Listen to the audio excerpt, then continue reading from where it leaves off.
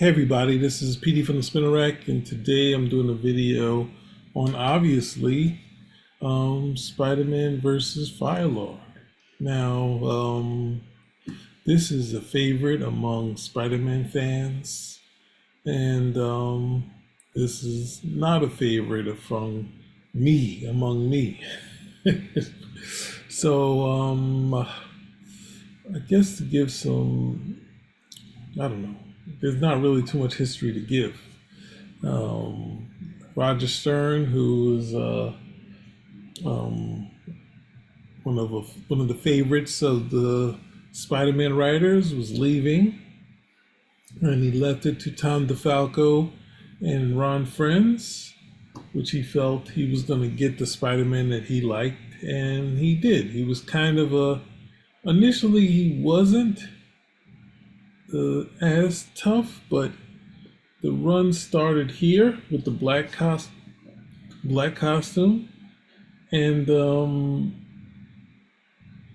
they kind of was leaning more towards, whereas Roger Stern and John Romita Jr. leaned towards the John Romita Spider-Man and Peter Parker. Well, John Romita Jr.'s Peter Parker was like almost built, like he was like solid. He was getting uh, what is that thing?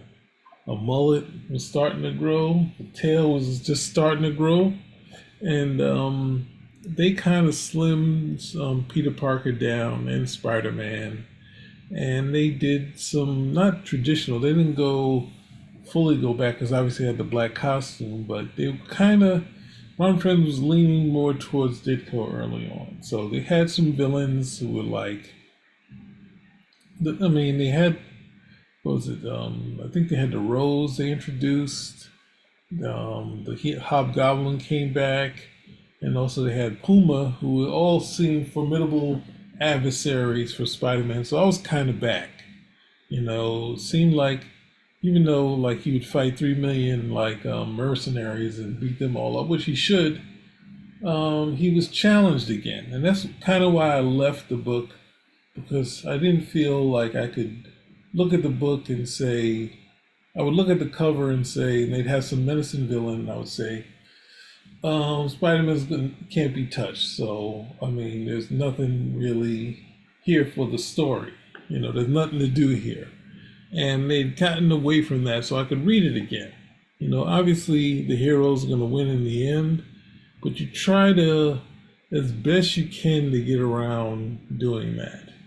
Usually, having them escape narrowly kind of escapes that effect, but with Spider Man, it's kind of a corporate superhero, so it kind of gets more and more power. So, a lot of people, this is kind of your David and Goliath type of story, that in the case where David doesn't actually use his brains, his actually powers are enough to handle the menace of the Goliath.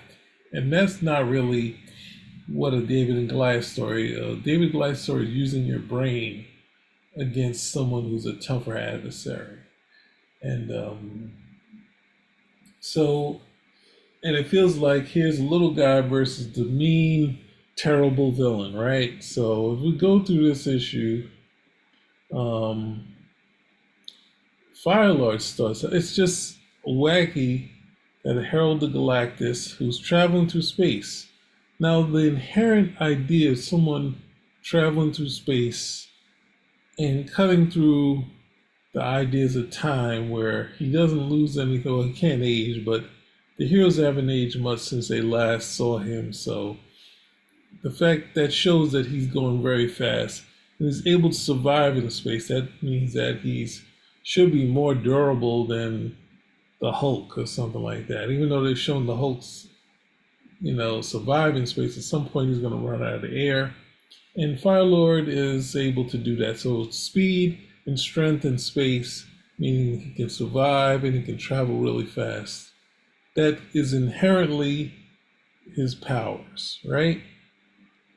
So you can't escape that. but um, Tom DeFalco does escape that, right? So they show you how powerful he is, right? With the power cosmic, he's able to destroy this asteroid swarm, this meteor swarm, and then he somehow gets towards Earth. And he's like, wait a second, I remember something from Earth. And we get a cutaway to, it's hinting the story that, this mutant scare. So the mutant menace is out there, people are watching it, and of course it pushes people to off to the different sides of the story, right? But for some reason, the Fire Lord wants a pizza. So he comes in to go get a pizza and he tells them to make sure you make it. And the people there, in trying to protect the pizza owner, they assume that this guy is a mutant. And show seeing him, he's really dangerous when he's just a cosmic madman who's out for pizza, right? So he gathers his crew and it says there's a mutant. So they're actually going there because they're what is it? Not racism. They're discriminatory. They're like, hey, this is a mutant. He's trying to destroy Tony's place, so we gotta go get him, right?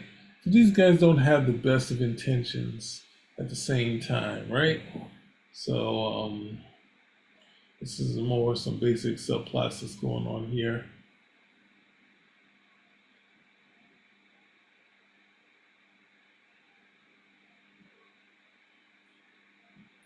Gag.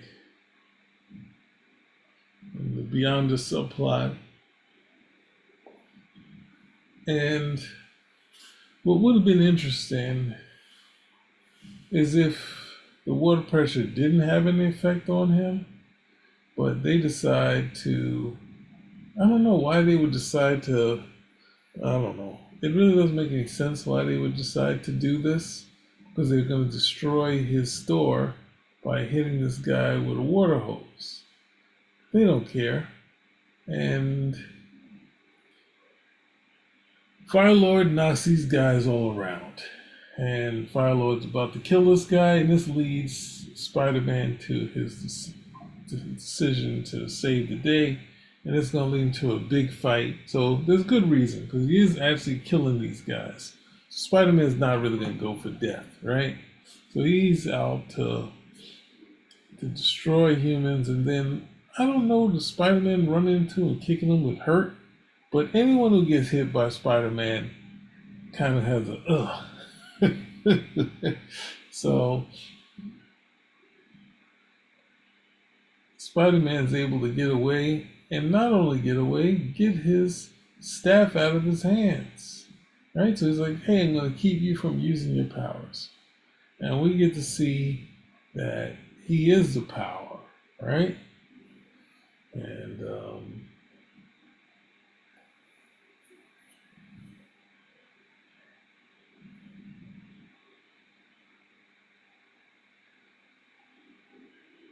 so this cat and mouse, Spider-Man, somehow being able to escape while this guy is flying around is just kind of nuts for me. Because it's just like, I understand the Spider-Man had, well, to the comic guy, the Marvel guys, to some of them it's clairvoyance. And I always just thought of it was awareness. But if you try to hit a spider, it kind of can move out the way. But if you kind of track it, you can just stomp it out. So that's kind of how I always thought the spider senses work. That he has some speed, he has some awareness, and that awareness, his spatial awareness, allows him to move out the way. But it isn't a cure-all. But when they talk about it being clairvoyance, then the hard part is if you have someone that can travel the speed of light, how fast or when would he have to move to interact with someone that travels at the speed of light? But anyway, we see Spider-Man being able to dodge him at the last instant, which I'm not getting. And of course, he went through 3 buildings. I'm just like, um, you know what it takes to survive a trip? But this is trying to show you that, in actuality, besides my complaints, that Fire Lord is taking a beating, running into these things, which ultimately wears down Firelord. That's the point of the story. But as time went along, people hadn't looked at that. They looked at the fact, which rightfully so, that he wasn't able to touch Spider-Man. So with if Spider-Man just let loose, then it would be, then he could do that to anybody, right? But this story is trying to show you, and Spider-Man still can't catch him, right? So he throws his staff into the water, and Spider-Man gets away. And his idea is to find the Fantastic Four, right? But the Baxter building has been shot out in space, so it's the perfect timing for this story, right? So Spider-Man is the little guy, the little engine that could. So that's more what the story is, right? Peter Parker decides that he's going to bail, and he said, nope, he has to go back. He said, Firelord's going to know he's been in one hell of a fight. And boy, do we know that, because in the next cover, they're not even playing around. They're basically showing you that it's a fait accompli. This is it. There's no challenge. He presents no challenge to Spider-Man. Right? So Firelord finds his staff, and he's chasing after Spider-Man. Right? Here's the wacky story, the flashbacks, and Spider-Man is able to dodge him still.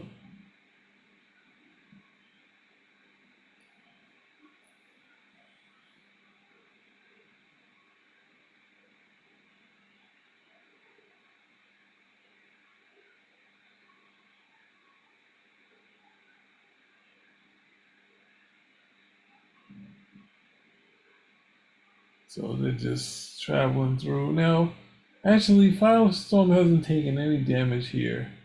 Spider-Man can't touch him, so the Firelord can't touch Spider-Man, so it's kind of, for me, that logic, especially when he's web slinging,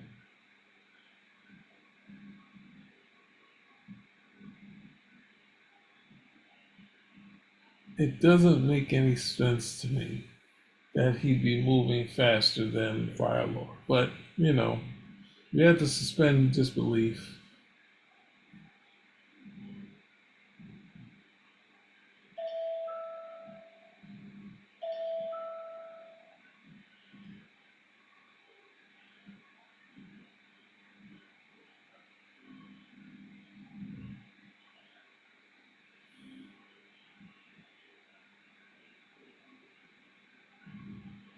Spider-Man has an idea. Hey, what if we get Firelord in the building that we're going to destroy? Right? That should take some of the fight out of him, right?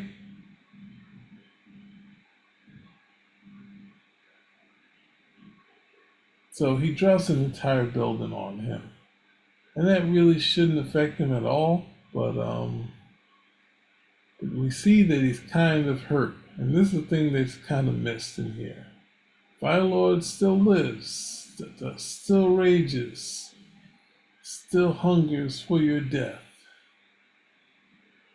And then Spider-Man hits him with half a portion of a building, and he starts taking down the building. Spider-Man goes to a gas station, tells him to run, and Spider-Man moves in the last possible instinct, so Firelord would feel the effects of that, and it looks like this is the Did they do this? I think they did this in the Juggernaut story, right? So Firelord is pretty much knocked out, but he's playing possum. But actually, he should be more hurt than he should be. But this leads us to the beatdown, right?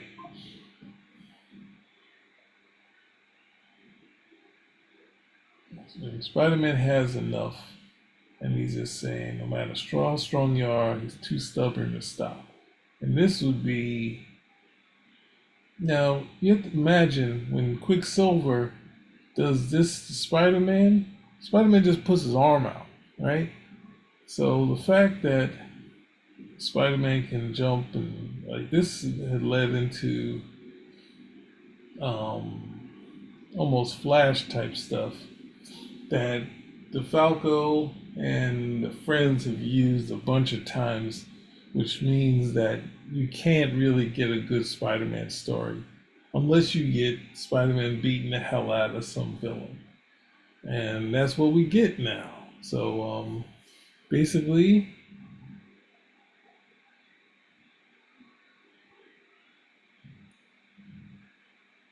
he's dropped the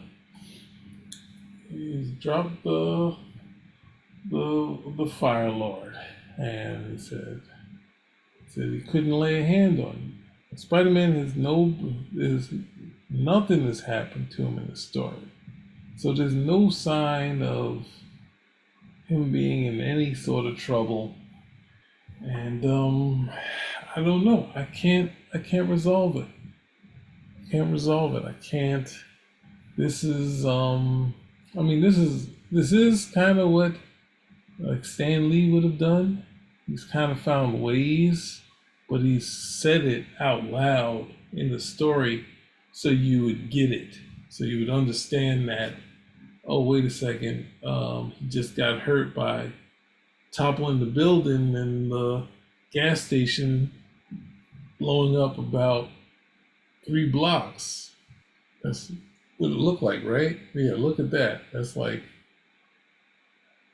this whole abandoned area of New York. I'm not sure where it is, but that's the idea to show you that he's kind of taking some of the fight out of him. They dropped the building on him, and they blew up that, and that allowed Spider-Man to beat up. But at the same time, just like the lifting of the machinery, once you saw him do that, you wanted to see that again, and without any constraints. That, hey, I just saw this. That means if I use my powers in combination, I can do this. And then this meant if you do that, how can you go back to fighting Dr. Octopus? And this is why I'd rather him, I don't know, I'd rather do what Ditko did early on. Because if you have him beat up the Hulk, I heard the Galactus, Thor, anyone like that, then you have him fight the Vulture. It doesn't make any sense. And he has some cool villains, but I think at the same time, fans don't really like his villains. They like the more cosmic ones, and they like the idea that Spider-Man is tough enough to fight these guys. So, with that said, I don't know what else to say about it. It's not my favorite Spider-Man story. I did enjoy the first 10 issues or 8 issues of DeFalco's and Friends of Spider-Man. I think, what is it? What can I say about it? I don't know why I stopped reading it, but I did like from 252 to 260, and I looked at this in the, I think, was I buying Peter Parker? No, I think my brother might have been buying Peter Parker, Spider-Man. So I was able to see the Cloak and Dagger stuff, and that seemed like kind of a Spider-Man I could read, but I guess budgetarily I couldn't hold on to it. So, but to come back to see this, I was thoroughly upset, and I thought these guys got it, but ultimately I don't feel that they did. I feel like they liked the the Spider-Man that can beat up the X-Men. A Herald of Galactus can stagger the Hulk and could beat Eric Masterson Thor. That sort of Spider-Man, which is not the Spider-Man I like. The Spider-Man I like ducked after using his best punch on the Hulk, ducked and ran away from him. Or my favorite story, which is like Spider-Man 20, where he fights the what was it? He fights the Scorpion, who's stronger and faster than him, and he gets beat up twice by the Scorpion, and the third time he uses his head, webs his feet, blinds him, and then that finally slows down the Scorpion enough to beat him. But he has been through a fight, and that's what you have to do when you have someone who's faster than Spider-Man. Show some signs of wear, but the idea is that if Spider-Man uses his spider sense and he uses his speed and his strength, then he basically, as Roger Stern used to say, virtually unbeatable. So, which is not the book that I want to read. There's nothing, if you look at the cover, you're buying it just to see him beat up somebody, then we're here for a story. We're not here for, no, actually with Spider-Man, you are here for this. So that's why I leave it end on this shot here, and hope to see you guys soon. Spinner Rack is out.